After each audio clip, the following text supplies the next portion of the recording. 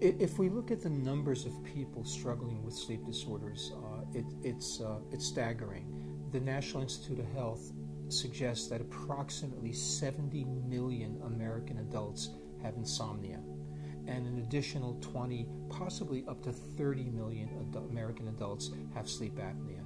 And there are all kinds of other sleep disorders. These are the two major ones, but we have 100 million people there, 100 million adults. At any given moment, it seems like the majority of us are struggling with sleep issues.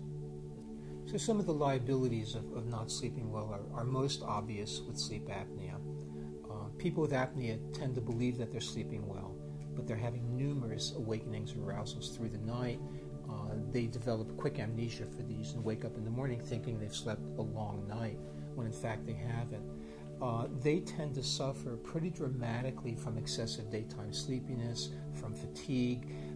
They tend to be drawn to high glycemic foods, sugary foods, to compensate for their energy loss. Oftentimes they'll put on a lot of weight, which actually exacerbates the apnea. So in cases like that, it's quite obvious.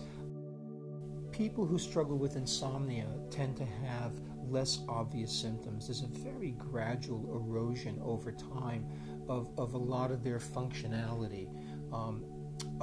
Because it's associated with hyperarousal, it's interesting that even though people with insomnia don't get good sleep at night because they're hyperaroused, that same hyperarousal masks their sleepiness during the day, so they often surprisingly don't look sleepy.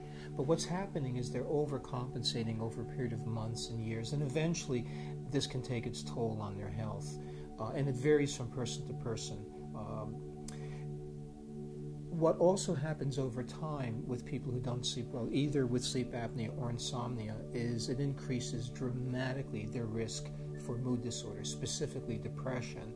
In fact, struggling with insomnia off and on for about a year dramatically increases one's risk of depression. It's the single strongest predictive factor for future clinical depression. So there are many, many good reasons in terms of both biomedical issues and psychological issues to pay attention to our sleep.